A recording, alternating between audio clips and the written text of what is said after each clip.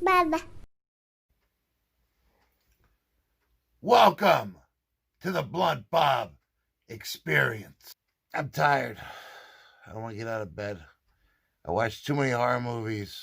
It's draining me. This is week 3 of Blunt Bob's 4 weeks of horror. And we're back. Now, this is our 3rd installment to Blunt Bob's 4 weeks of horror.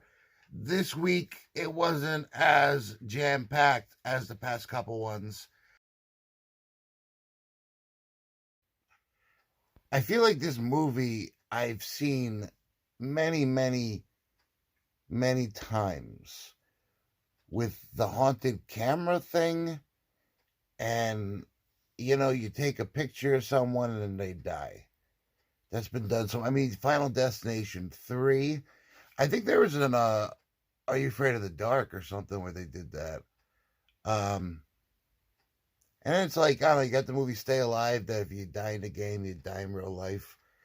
So it's been done, the concept, it's just somebody dies in an opening scene that's not important. And then somebody else finds the camera, and then the first time they use the camera, later on that person dies. And then they start to use the camera more, and more people die. And then they finally realize that the camera's killing people, and they got to try to stop it. But this was a very forgettable film. I don't remember the resolution. I don't remember the backstory. I think it was forgettable. I don't know what else to say because I forget. That's better. This looks better. This is not a viral looking video though. What viral video has a fat guy in bed? So I went to watch the movie alone because I like Tyler Posey. And it seemed like it had a good concept. So I'm watching the movie and I'm like, I feel like I've already seen this. And then a couple things happen and I'm like, I just watched this movie.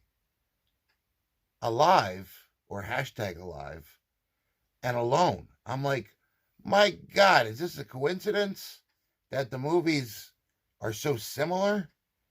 And then I looked it up and it's like, is Alive a remake of Alone? And it's like, is Alone a remake of Alive? I don't know.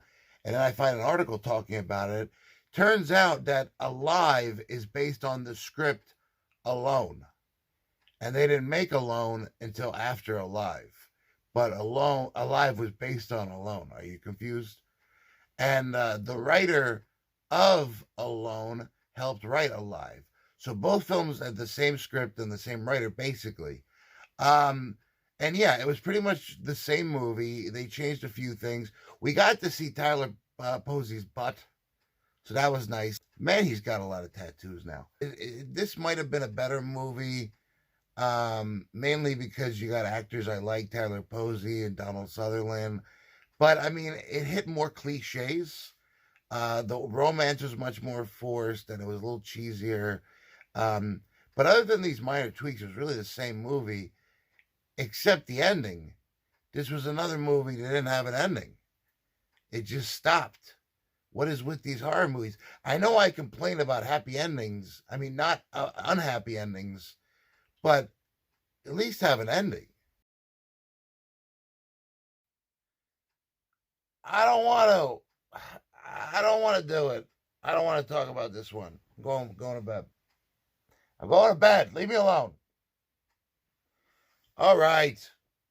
I feel like there's a little bit of a theme this time around where we have YouTubers and social influencers, because you had the first one, I think, was Spree. Yeah, we had Spree about a guy trying to make it on YouTube and be a serial killer and a spree driver. And then we had No Escape, about a YouTuber going to another country for some escape room. And then we had Alive, which was about a video game streamer. And now we have Deadcon about it. Yeah, YouTube convention, basically. And the cast was not good. Um, there's the one guy who's sleeping with all the YouTubers, and he's a creep, and the actor's not really likable. It reminds you of 1408 for the YouTube generation, because it's like, oh, don't go to that room. Why'd you put her in that room? Don't you know about that room? I won't go in that room. I really didn't know what was going on. It was definitely a movie void of emotion. It you could have really went some good directions with this, especially the fact that it could have had more humor.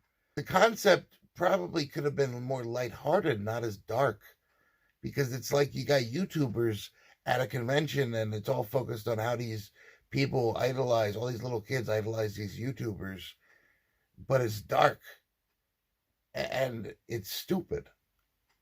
So this was one of the worst. It wasn't the worst, but it's definitely one of the worst thus far. I I feel like there's a lot of movies where you just can't tell who's who. Like the characters really aren't introduced and they're not much different from each other, so you really don't know which character's which character, who's sleeping with who's afraid of what, who has a dark past. It had a good setup, House of the Witch. Like I liked how like the girl's sitting on the back of the truck and you're like, yeah, she's gonna be the final girl. And I think this guy's the main character. I don't know, because he also looks like two of those other guys. But it was just once again like Deadcon. It's like it was very similar to Deadcon with What's Wrong with It, where I couldn't tell the characters apart because the actors looked similar and the characters weren't distinguished well and not properly introduced. And then also it was just void of emotion. So I really didn't care about these characters. There wasn't enough of a build up. There is some cool stuff to it. It started to get pretty good and almost Evil Dead-esque, and then it got bad again. So it like had points where it's getting good and getting better, and then just went worse. So overall, I don't think it was that great, but it had its moments, which I can't say as much for some of these other films. This one was good. I liked it. Bill Nighy, that's his name. I don't know. I'm a big fan. He's one of my favorite actors actually, and I've never really known how to say his name. I think it's Nighy. And then Olivia Cook, she was great in Bates Motel. This was a good movie. I will say one thing about this movie that this movie has that no other movie has. I never thought I'd see a scene where Karl Marx is sawing somebody's head off. But this movie gave it to me. And I don't know how I feel. It's not about a golem at all. It's about a serial killer and theater. Bill Nighy is a detective, and they're not doing good Scotland Yard's this Golem case, the serial killer, the Golem. So they handed it to him, so he can kind of be their patsy, you know. And then he connects it to another case where Olivia Cook supposedly killed her husband. So basically, if he solves the case, his case, then he can let her go free. Otherwise, she's gonna get hanged. So it just goes into a long story about her character and the flashbacks. He's not in as much, it's focused more on her. He's great, very Sherlock Holmes-esque character. I really like this movie. Karl Marx sawed someone's head off in a scene. That's pretty cool. It's got a cool Victorian, mystery thing. Really Sherlock Holmes-esque. And I asked myself, how come Bill Nighy has not played Sherlock Holmes? That I wonder. But yeah, check out this movie. Karl Marx saw someone's head off in a scene. Why would you not want to see that? I'm sorry. I know I consider myself a horror movie expert and I make horror movies and I watch so many horror movies, but even I can't watch them all. And there are a few classics that I haven't gotten around to yet. But now we have Behind the Mask, The Rise of Leslie Vernon, which is a classic, and I loved it. I always kind of wanted to see it, but it wasn't until I was rewatching Hatchet 2, um, to get ready for my interview with Rick McCallum. I was rewatching Hatchet 2, and I realized that they, mentioned Leslie Vernon in it, which I thought was interesting because I'm like, oh, is this a shared universe then with the Adam Green movies?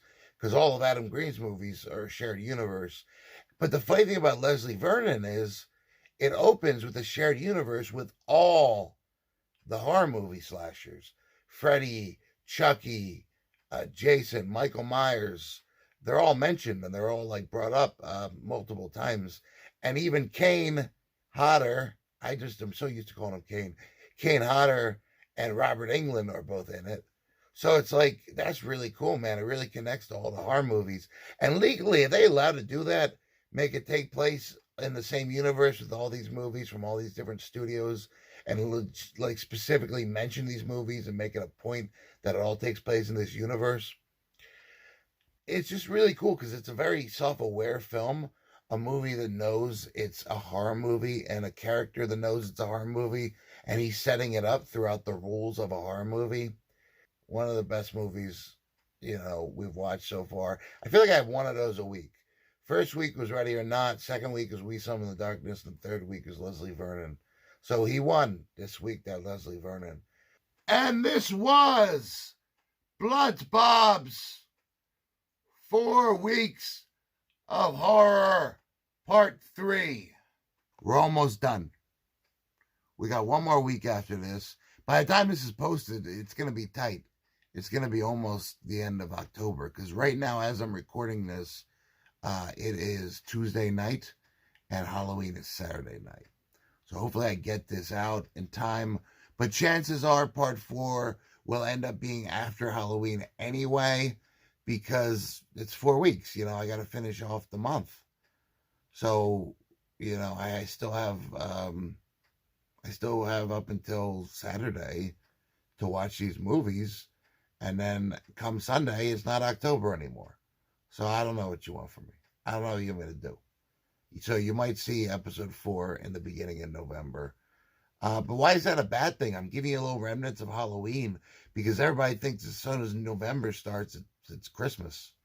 It's not. This is the holiday season. This is what it's all about. So yeah, I got my little Jason plush here. I got this horror monster blanket with a hood that Alex Majakis got me for my birthday last year. And I still got some horror movies to watch. So I will see you in part 4.